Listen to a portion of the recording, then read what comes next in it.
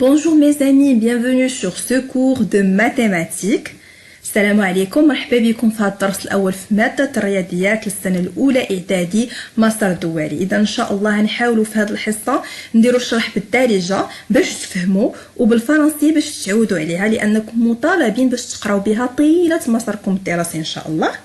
اذا نبداو على بركه الله. الدرس ديال اليوم هو opération sur les nombres entiers et décimaux، بمعنى عمليات على الاعداد الصحيحه والعشريه.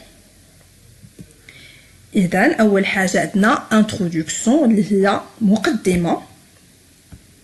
غادي إن شاء الله نخدمو يكون المرجع ديالنا هو المفيد أو ماتيماتيك، يعني اللي عنده المفيد أو ماتيماتيك راه غيلقى بزاف ديال الأمثلة منه، وحتى اللي ما عندوش ما كاينش المشكلة، حيتاش يعني غتحتاجوا نفس الشيء، نفس المحتوى، نفس الكلمات، يعني يمكن لكم أنكم تخدموا معنا، ما كاينش المشكل. إذن في هذا الدرس غادي نشوفوا les nombres entiers, les nombres décimaux, les opérations, la priorité dans une suite d'opérations, opérations avec parenthèses et la distributivité. هادشي اللي غنشوفوه ان شاء الله. les mots utilisés dans ce cours، يعني الكلمات اللي غنحتاجوها في هذا الكور. في هذه اللحظه انا غادي نطلب منكم انكم توقفوا ان شاء الله الفيديو، تاخذوا شي دفتر ولا شي اجنده وتكتبوا فيها هاد لي مو والمعنى ديالها، حيت غادي تحتاجوهم في الدروس الاتيه ان شاء الله، يعني كاع الدروس الجايه ممكن تلقاو فيها هاد الكلمات. كتبوهم وحفظوهم واحتفظوا بهم ان شاء الله. يلا انا غنعتبر انكم حبستوا وكتبتوا وغنكمل. لي نومبر اونتيي معناها الاعداد الصحيحه، les nombres décimaux الأعداد العشرية، l'addition الجمع، soustraction الطرح، la multiplication الضرب، la division القسمة، la somme معنيتها المجموع، opération هي عملية وحدة une opération، وهنا الجمع ديالها les opérations هما العمليات الجمع ديالها. عندنا كذلك le quotient معنيتو الخارج، la priorité هي الأسبقية، le produit الجداء، la différence الفرق، un terme هو الطرف، la virgule هي الفاصلة، و la distributivité هي التوزيعية. إذا نبداو بأول حاجة هما les nombres entiers. Les nombres entiers, qu'est-ce que ça veut dire les nombres entiers? Un nombre entier est un nombre qui ne possède pas de virgule. هو رقم ما فيهش الفاصله، يعني اي رقم بكل بساطه ما فيهش الفاصله هو واحد لو نومبر اونتيي، عدد صحيح. مثلا هنا عندنا 1 2 9 100 2600 هم اعداد صحيحه. les nombres décimaux, qu'est-ce que ça veut dire les nombres décimaux? Un nombre décimal est un nombre qui s'écrit avec un nombre fini de chiffres à droite de la virgule. معناتها بكل بساطه هما الارقام اللي فيهم الفاصله، يعني الارقام اللي فيهم الفاصله هم ارقام عشريه، لي نومبر ديسيمو. داكوغ، مثلا هنا 1.02 10.77 50.9 500.23 هم اعداد عشريه، لي نومبر ديسيمو. غنشوفوا المحور الاول هو ديال لي زوبيراسيون اللي قلنا من قبل شنو هما العمليات. هما 4 ديال العمليات اللي كنتو كتشوفوا: الجمع، الطرح، الضرب والقسمه. اذا نبداو اول حاجه بلاديسيون. لاديسيون معنيتها الجمع. عندنا هنايا يمكن لينا نديروها باعداد صحيحه اللي هي قلنا لي نومبر اونتيي، اولا باعداد عشريه اللي قلنا لي نومبر ديسيمو. انا غنبقى نحاول انني نعاودهم باش تعقلوا عليهم. Alors عندنا 10 plus 13 est égal 23، وهنا عندنا 1.3 plus 25.6 est égal 26.9. عندنا la soustraction اللي معنيتها طرح. مثلا عندنا هنايا 77 moins 17 est égal 60، وعندنا هنايا 88.7 moins 12.4 est égal 76.3. يعني هنا شفنا اعداد صحيحه دي نومبر اونتيي، وهنا شفنا اعداد عشريه دي نومبر ديسيمو. La troisième opération, العملية الثالثة هي la multiplication الضرب. نفس الشيء غنشوفوا بدي nombre entier ou des nombres décimaux. 12 fois 10 est égal à 120. 3,2 fois 7 est égal à 22,4. انا كنقول لكم الارقام بالفرنسيه باش تعودوا عليهم. وكنقول حتى لي زوبيراسيون بالفرنسيه، يعني هادشي كتشوفوه وانا تنقولو بالفرنسيه حيت غتكونوا فاهمينه باش نتوما تعودوا عليه. الا بغيتوا الدرس يكون فيه غير الاعداد، يعني تعلموا الاعداد بالفرنسيه، ممكن انني نديرو لكم صافي. يعني غنبقى نحاول انني نقولهم بالفرنسيه باش تعودوا عليهم. العمليه الرابعه لا ديفيزيون اللي هي الطرح. عندنا 500 divisé par 199 est égal 301. وعندنا هنا 10,8 divisé par 2 est égal à 5,4. كيف ما كتشوفوا ديما كندير لي نومبر اونتيي كندير بهم هاد لوبيراسيون الثانيه كندير بدي نومبر ديسيمو. دابا غتسمعوا معايا مزيان حيت هادشي مهم بزاف. عندنا لا بريوريتي دون اون سويت اوبيراسيون. شفنا من قبل ان لا بريوريتي معنيتها الاولويه دون اون سويت اوبيراسيون. شنو معنيت اون سويت اوبيراسيون؟ هي فاش كنلقاو في عمليه واحده مجموعه ديال العمليات، يعني ممكن نلقاو الضرب والجمع والناقص او القسمه في نفس العمليه، ديك الساعات كنسميوها اون سويت دوبيراسيون. فاش كتكون عندنا هاد لا سويت دوبيراسيون باش كنبداو si nous avons une suite d'opérations sans parenthèse وصلوا لي على هاد sans parenthèse مهمه، يعني ضروري ما يكونش عندنا فيها الاقواس. ملي كتكون عندنا une suite d'opérations ما فيهاش الاقواس on commence toujours par les multiplications et les divisions. كنبداو ديك الساعه دائما بالضرب والقسمه، دائما هادو باش كنبداو. عندنا بزاف ديال لي زوبيراسيون، بزاف العمليات في نفس العمليه وحده غنعطي الاولويه انا للضرب والقسمه، ولكن شرط انه ما يكونش عندي الاقواس. نشوفوا مثال باش نفهموا. هنا عندنا a est égal 91 moins 6 fois 2. عندنا a كتساوي 91 ناقص 6 في جوج. باش غادي نبدا هنايا قالت لي القاعده بانني خصني نبدا بالضرب او القسمه. عندي هنا الضرب اذا غنبدا بالضرب، ما عنديش الاقواس، يعني ما عنديش المشكله. غنبدا باش dans ce cas on va commencer par la multiplication. غنبداو بالضرب، يعني غنبداو ب6 في جوج. انايا سطرت عليها وكتبتها بالاحمر باش تبان لكم. اي دونك غنحسبوا 6 في جوج اللي غتعطيني 12 وغنخلي بهاد 91. من بعد عاد غادي ندير 91 ناقص 12 غتعطيني سو دو سبين، يعني تري سامبل. هاد لاكتيفيتي غتلقاوها في المانيوال ديالكم المفيد او ماتيماتيك في شابيترو 1 جو ديكوفر. هنا في جو ديكوفر غتلقاو في شابيترو 1 هاد لاكتيفيتي حنا نخدموها مجموعين وممكن حتى نتوما تخدموها معايا. اذا بور كالكولي l'expression a est égal 280 plus 4 fois 7,50. رضا et حمزه on écrit ceci.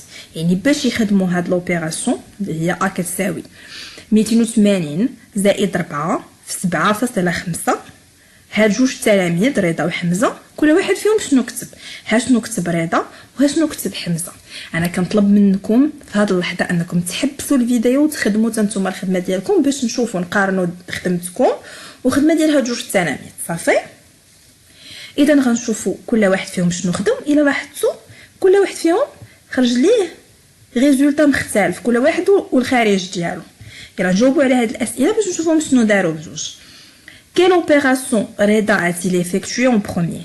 معناتها quelle opération أي عملية رضا a-t-il effectué؟ يعني عملية خدم بها رضا en premier الأولى. يعني شنو هي العملية خدم بها رضا في الأول؟ هانتوما كتشوفوا عنده 7.50 ما قاسهاش. يعني شنو دار؟ خدم 280 زائد 4. يعني باش خدم بلاديسيون. يعني il a commencé par l'addition. هذه العملية اللي دارها. est-elle juste؟ واش صحيحة؟ يعني واش 280 زائد 4 كتعطينا 284؟ وي الي جوست صحيحه. شوفوا حتى نتوما شنو خدمتوا وشنو خرج لكم. كال اوبيراسيون رضا a-t-il effectué en seconde؟ يعني شنو العمليه كال اوبيراسيون اللي قام بها رضا المره الثانيه. هانتوما كتشوفوا بقات ليه 284 مضروبه 7.5 يعني قام بلا ملتيبليكاسيون. ايتيل جوست واش صحيحه؟ واش 284 مضروبه في 7.5 كتعطينا 2130؟ الا حسبناها غتخرج لينا هي هذيك صحيحه. نمشيو لا كيسيون سي. quelle opération حمزه a-t-il effectué en premier؟ كنظن راكم فهمتوا السؤال. اين عمليه قام بها حمزه في الاول؟ حنا غنشوفوا حمزه بقات عنده 280 280 هي يعني شنو دار 4 fois 7,50 يعني بدا بلا مولتيبليكاسيون. لا كومونسي بار لا مولتيبليكاسيون بدا بالضرب.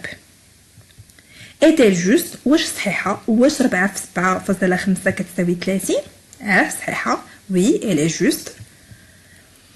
نمشيو لا كيسيون تي. quelle opération حمزه a-t-il effectué en seconde؟ اين عمليه قام بها حمزه المره الثانيه؟ كنظن السؤال راه ولا مفهوم. قام بعمليه الى effectué l'addition يعني جمع دار 280 زائد 30. ايتيل جوست واش 280 زائد 30 كتعطينا 310؟ وي سي جوست. نتوما شنو خرج لكم؟ واش خرجت لكم 2130 ولا 310 ولا شي عدد اخر؟ يلا دابا باش نشوفوا شكون فيهم اللي عنده الحق. Pourquoi ces deux élèves n'ont-ils pas trouvé le même résultat؟ علاش هاد جوج ديال التلاميذ ما لقاوش نفس الريزولطا؟ Pourquoi ces deux élèves؟ ردوا معايا البال لي كيسيون كنترجمهم باش الا لقيتوا شي كيسيون في الامتحان مشابهه تفهموها، وحتى لي موكلي راه ممكن يساعدوكم انكم تفهموا السياق ديال الكيسيون. Pourquoi لماذا ces deux élèves هاد التلاميذ بجوج n'ont-ils pas trouvé le même résultat؟ ما لقاوش نفس le même résultat هو نفس النتيجه. Tout simplement parce que chacun d'entre eux a commencé par une opération différente. كل واحد فيهم بدا بعمليه مختلفه. رضا a commencé par l'addition. رضا بدا بالجمع puis la multiplication. بدا بالجمع موراه عاد la multiplication. En revanche في المقابل حمزه a commencé par la multiplication. بدا بالضرب puis l'addition عاد دار l'addition. داكشي علاش كل واحد فيهم خرج ليه ريزولطا. يعني ما تقولوش انا غنبدا باش ما بديت وغيخرج ليا نفس الريزولطا، لا خصني نحترم القاعده شنو تقول باش يخرج ليا نفس الريزولطا وبالتالي غيخرج ليا الجواب صحيح. est-il possible واش ممكن كالا فوا يعني في نفس الوقت رضا اي حمزه اي غيزون يعني رضا وحمزه يكون عندهم الحق؟ واش ممكن؟ نو بيان سور ما يمكنش، حيت كل واحد والريزولطا ديالو، كل واحد كيفاش خدم. اذا كنتمنى نتوما يخرج لكم الريزولطا صحيح وشكون هو اللي عنده الحق، شكون هو اللي عنده الريزولطا صحيح. بطبيعه الحال حمزه حيتاش احترم لينا القاعده وإلا كومونسي باغ لا مولتيبليكاسيون بدا لينا بالضرب يعني هو اللي عنده الحق. كنتمنى نتوما يكون عندكم نفس الريزولطا. بوغ لا فيكساسيون باش نثبتوا هادشي اللي درناه غنطلب منكم انكم عاوتاني تحبسوا الفيديو. يعني راه لي ماتيماتيك الا ما كنتوش كتخدموا، الا ما كانش عندكم ورقه وستيلو كتخدموا راه ما غاديش تفهموا. ضروري ما نحبس الفيديو ونخدم ونعقل. دابا عندكم مشكله ديال الفرنسي، نعقل على الكلمات، نحاول انني نكتبها في شي دفيتر ونعقل عليها باش ان شاء الله يكون واحد الريزولطا. هنا غادي تخدموا لي هاد العمليه، غنحبسوا وغادي تفكروا. عندنا الجمع والقسمه، هنايا ممكن انكم تلقاو القسمه بهذا الرمز ولا يمكن لكم تلقاو غير جوج النقاط راه نفس الحاجه. وغادي نخدموا دابا هذا التمرين، حسبوا ونصحوا. انا دابا نعتبركم انكم حبستوا الفيديو وغادي نصحح. بطبيعه الحال باش غادي غنبدا ب 27 مقسومه على 3. اذا هنا 27 مقسومه على 3 هذا السطر غير زايد يعني ما كاين لاش تكتبوه، انا غير باش كنشرح لكم. 27 مقسومه على 3 غتعطينا 9 ومن بعد غندير 55 نزيد عليها 9 اللي غتعطينا 64. كنتمنى تكون خرجت لكم 64. يلا نمشيو للسي. نفس الشيء عافاكم حبسوا لا فيديو الا بغيتوا تفهموا، الا بغيتوا يكون واحد النتيجه من هذا لا فيديو حبسوه وخدموا. يلا انا نعتبركم حبستوه وغادي نخدم معاكم. بطبيعه الحال غنبدا ب 155 مضروبه في 3 وغنحسبها غتخرج ليا 465 اللي غنقص منها هاد 160 وغتعطيني 305. يلا دابا غنمشيو لي زوبيراسيون افيك بارونتيز. شفنا لي زوبيراسيون سون بارونتيز يعني اللي ما فيهمش الاقواس، دابا غنشوفوا اللي فيهم الاقواس. Dans ce cas, اون كومونس بار لوبيراسيون اونتر بارونتيز. في هذه الحاله دائما كنبداو بالداكشي اللي داخل الاقواس. كننسى ديك القاعده اللي كتقول لي خصني نبدا بالضرب والقسمه وكنمشي نبدا بداكشي اللي بالاقواس شنو ما كان فيه. ناخذ مثال باش نفهموا. هنا كما كتشوفوا عندي جوج في 6 زائد 3، ولكن هاد 6 زائد 3 راها اونتر بارونتيز، راها بين قوسين. واخا عندي الضرب راه ما غاديش نمشي ندير جوج في 6، حيت راه هاد جوج ماشي غير في 6 بوحديتها، راه في 6 و3. يعني خصني نحسب هادشي اللي لداخل ديال البارونتيز عاد نكمل العمليه ديالي ضروري. اذا غنبدا ب 6 زائد 3. بطبيعه الحال هاد السطر دابا تنقول لكم راه غير زايد، ولكن هي باش نوضح لكم. غنحسب 6 زائد 3 غتعطيني 9، وعاد غندير جوج في 9 اللي غتعطيني 18. يعني ساهل وواضح. يلا نحبسوا الفيديو ونخدموا هذا التمرين. غندير لي بارونتيز، نبداو بلي بارونتيز وعاد نكمل الحساب ديالي. يلا انا اعتبرتكم انكم خدمتوه وحبستوا الفيديو. يعني غنبداو بطبيعه الحال ب5 ناقص 3 نحسبها غتعطيني 2، وعاد غندير هاد 4.2 نقسمها على 2. ديما هذه كنبقى نعاودها حتى كنحسب الريزولطا ديالي، وعاد ديك الساعات كنحسب بها. غندير 4.2 غنقسمها على 2 غتعطيني 2.1. يعني راه سامبل. هاد التمرين غنخدموه مجموعين حيت هادشي شويه ماشي صعيب ولكن شويه طويل ويقدر يدوخنا. اذا الى درنا وتبعنا كاع داكشي اللي قلت لكم في الحاله الاولى والحاله الثانيه، يعني في اون سويت دوبيراسيون افيك اي سون بارونتيز، يعني مين تكون عندنا مجموعه ديال العمليات بالاقواس وبلا اقواس غادي نتمكنوا اننا نخدموا. خصنا واحد شويه ديال التركيز ونعقلوا على القاعده. هنا الا شفتوا عندي لي بارونتيز اللي هما الاقواس، وعندي لي كيمي. لي كيمي هما بمثابه اقواس كبار، يعني كنتعاملوا معاهم نفس المعامله ديال الاقواس. ولكن في هاد لا سويت باش غنبدا بالاقواس الصغار. غنبدا بالاقواس الصغار نحسب شنو فيهم باش نبسط ليا العمليه ونصغرها وتبدا تبان ليا. غنبدا بهاد الاقواس الصغار كيف ما كتشوفوا. عندي جوج ديال الاقواس الصغار نحسب بداكشي اللي داخل ديالهم. يعني غندير 50 نقص منها 30 وندير 5 نضربها في 3. 50 الا نقص منها 3 غتعطيني 47، و5 الا ضربتها في 3 غتعطيني 15. ها انا حسبت هادشي اللي عندي هنايا، وعاد غنضربها في هاد الجوج اللي عندي هنايا. ها هي صغرت ليا شويه العمليه وبدات كتبان. من بعد عندي هاد لي كيمي. هاد لي كيمي كما قلت لكم بحالهم بحال لي بارونتيز، غير هما كنعتبروهم دي بارونتيز كبار. عندي هاد لي بارونتيز غنبدا بهاد الشيء اللي لداخل ديالهم، ولكن هاد الشيء اللي لداخل ديالهم اون سويت دوبيراسيون، يعني فيهم الناقص والضرب. يعني شنو خصني ندير؟ غنرجع للقاعده الاولى باش غنبدا بالضرب. اذا غادي نبدا ب15 في 2. متبعين معايا؟ 15 في 2 نحسبها باش نزيد نصغر عليا العمليه وتزيد تبان ليا. 15 في 2 غتعطيني بطبيعه الحال 30. ها هي رجعنا للعمليه بحال هادو، ها هي بدات كتصغر. يعني في هذه الحاله هاد لي كيمي بحالهم بحال هاد الاقواس. شنو غادي ندير؟ غنحسب هادشي اللي لداخل اللي هو 47 ناقص 30 غيعطيني 17، وعاد غنرجع لهاد 45 اللي خليتها عاد غنحسب بها. غندير 45 زائد 17. ها هي ولات عمليه جد بسيطه اللي غتعطيني 62. غنشوفوا دابا لا ديستريبيتيفيتي. لا ديستريبيتيفيتي اللي شفناها هي التوزيعيه. غنفهموا شنو هي وكيفاش كنستعملوها. في هاد لا ديستريبيتيفيتي عندنا دو كا. نشوفوا لو بروميير كا. ناخذوا المثال الاول. عندنا هنا العمليه ديال 3 مضروبه في 2 زائد 6، وهاد 2 زائد 6 بين قوسين. هاد بين قوسين نشرح لكم شنو معنيتها. معنيت ان هاد الضرب ما كاينش غير كون ما كانوش عندنا الاقواس، معنيتها راه 3 مضروبه غير في 2. ولكن ملي كيكونوا عندنا القوسين بحال كتجمع لينا دوك الجوج و6 وكتقول لنا بانهم بجوج مضروبين في 3.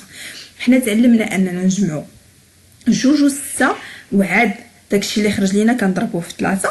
ولكن فاش كتكون عندنا هاد لا ديستريبيتيفيتي اللي هي التوزيعيه كنخدموها بواحد الطريقه اخرى. هي كنفرقوا هاد الثلاثه كنشروها على 2 وعلى 6. يعني كنعطيو بحال كنعطيو ل3 كنعطيو ل2 3 وكنعطيو ل6 3. يعني كيفاش كنخدموها؟ هي 3 مضروبه في 2 كنحطوها وكنديروا زائد، وعاوتاني كنديروا هاد 3 كنعاودوا نضربوها في 6. غنحسبوا دابا كما قلنا قبل فاش كيكون عندنا اون سويت دوبيراسيون باش كنبداو بالضرب. هنا عندنا هاد البلاصه فيها الضرب وهاد الجهه حتى هي فيها الضرب، يعني غنخدموا بجوج في دقه واحده حيتاش هما بجوج بهم خصنا نبداو بهم.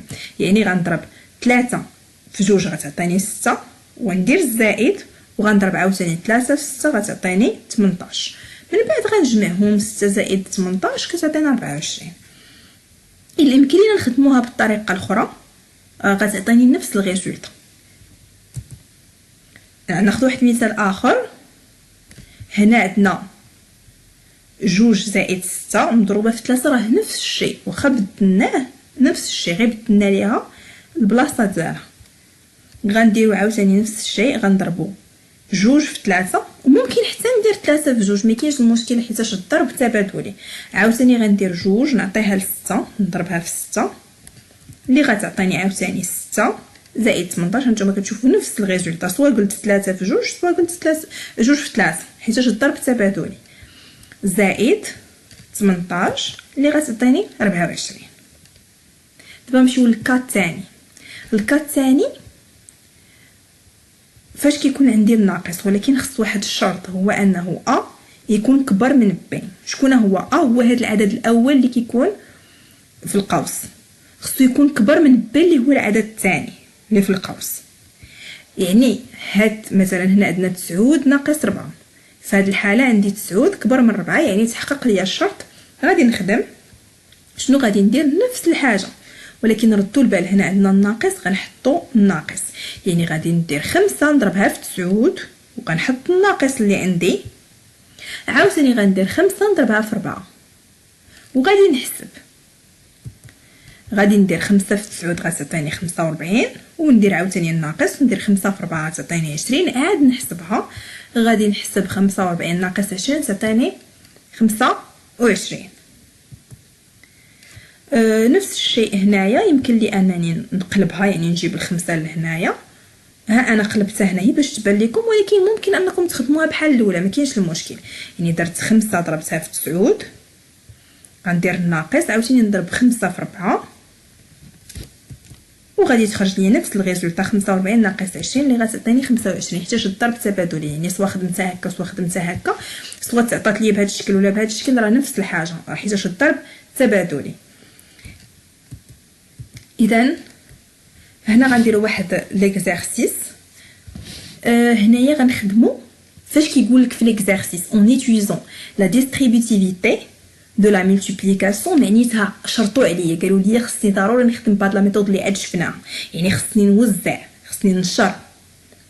حيت حدوها ليا فاش تقراو غير اون فوا تقراو لا ديستريبيتيفيتي خاصكم تخدموا بهذه الطريقه، يعني مشروطه عليكم. الا خدمتوا بالطريقه الاولى راه واخا يخرج لكم ريزولطا صحيح ولكن ما احترمتوش الشرط اللي طلبوه لكم في ليكزارسيس، يعني غيعتبروه لكم غلط. شنو غادي ندير؟ كيف ما تعلمنا عندي هذه 3.5 ما تخلعنيش 3.5 نشدها كيف ما هي، غنضربها في 15 ونحط الناقص. هنا الا شفتوا الشرط راه محقق ليا، عندي ا كبر من ب، يعني عندي 15 كبر من 3، يعني الشرط محقق. ضرب 3.5 في 15 ندير الناقص عاوتاني ونضرب 3.5 في 3. هانتوما عاوتاني هاد السطر كيف ما قلت لكم راه غير زايد باش نوضحوا لكم باش يبانوا لكم باش تبان لكم راه كاينه العمليه الاولى والعمليه الثانيه اللي غنقدموهم في نفس الوقت وهذيك الناقص بيناتهم.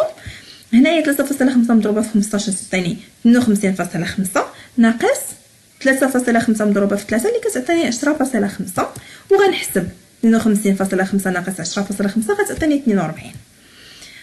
دابا هنايا في الكيستيون اولا في ليكزارسيس الثاني قال لك كالكولون دو فاسون ليكسبريسيون اف. طلبوا لك جوج ديال لي فاسون، وحنا تعلمنا جوج ديال لي فاسون يعني جوج ديال الطرق. غنحسبوا ليكسبريسيون اف، غنحسبوها حنا غنشوفوا ليكسبريسيون اف شحال كتساوي، ولكن راه مطلوب منا في التمرين اننا نخدموها بجوج ديال الطرق.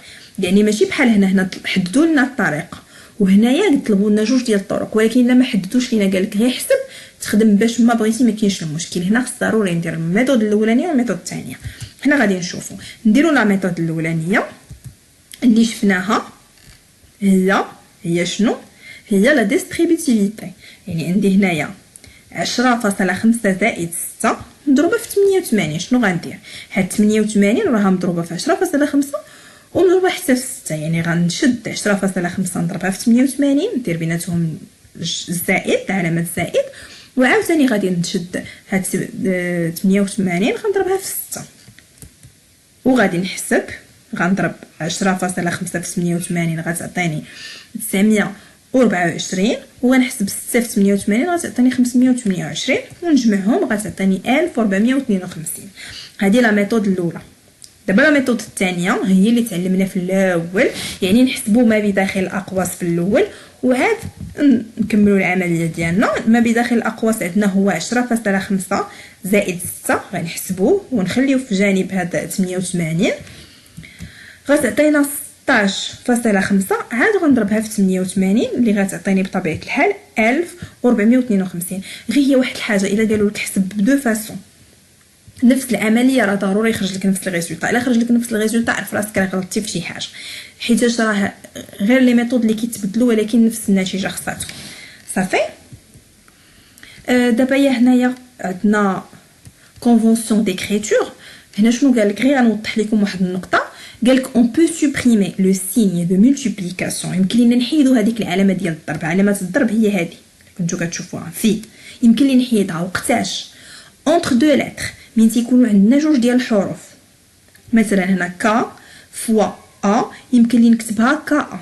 هذه كتعني بان ك مضروبه في ا، حيت بعض المرات كنستبدلوا الارقام بالحروف. من تيكون عندنا مثلا رقم مجهول ولا رقم غير محدد كنعوضوهم بحرف. الحاله الثانيه دوفون اون بارونتيز، هي هنايا مثلا هنايا 5 مضروبه وعاد حلينا الاقواس 4 زائد اكس. يمكن لي نستغنى على هذا الضرب. علامه الضرب يمكن لي نحيدها ونكتب نيشان 5 ونحل القوس. هذا كيعني بان راه عندي علامه الضرب تما. اولا الحاله الثالثه entre un nombre et une lettre. بحال هنايا في هذا ليكزامبل عندي 6 في y يمكن لي نكتبها 6 y بلا ما نكتب هذاك الضرب، ولكن هذا كيعني بان عندي عمليه الضرب تما. ولكن اتونسيون الا كانت عندي 3 في 4 يعني رقم ورقم ما يمكنش ليا نمشي نحيد علامات الضرب، لا خصني نخليها 3 في 4. حيتاش الا حيدت علامه هنايا في غادي تعطيني واحد الرقم اخر تعطيني 34. يعني غير في هاد 3 ديال الحالات، من غير هاد 3 الحالات لا.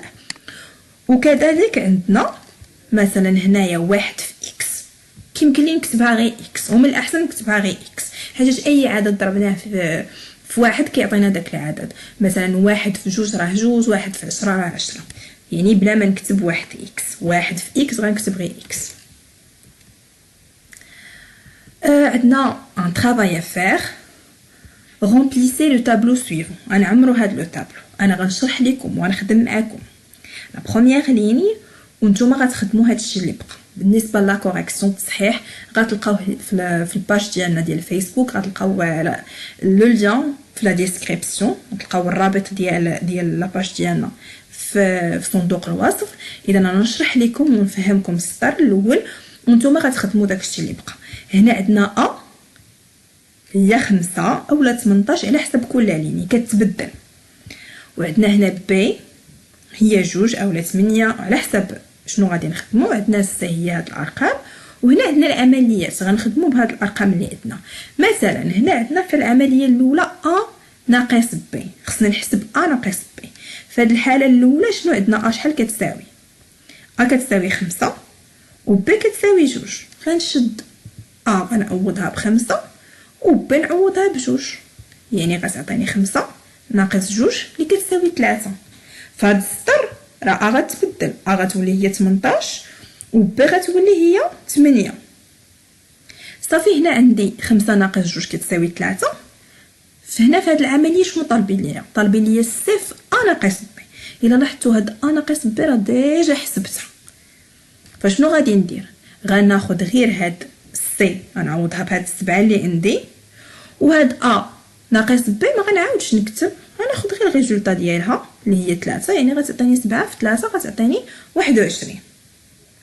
غنمشي دابا للعمليه الثالثه. عندنا الصفر فين هي السي؟ ها هي السي كتساوي لنا هنا 7 مضروبه فاش؟